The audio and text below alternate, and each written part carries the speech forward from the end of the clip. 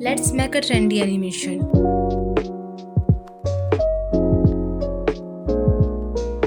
I am using these 4 images to create it. First, I add rectangle boxes to the page and place them like this.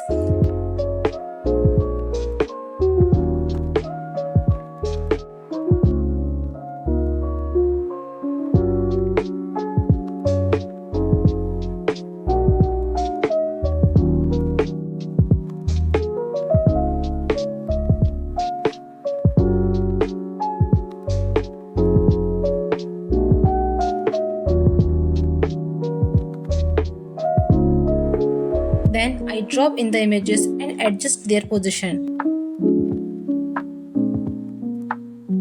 On the next page, I rearrange the elements for a cool motion effect.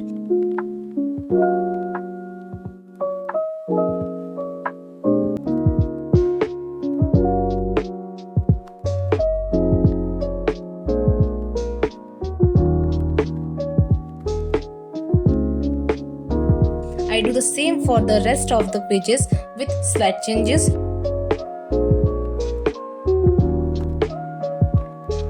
Now I apply the match and move transition between all the pages.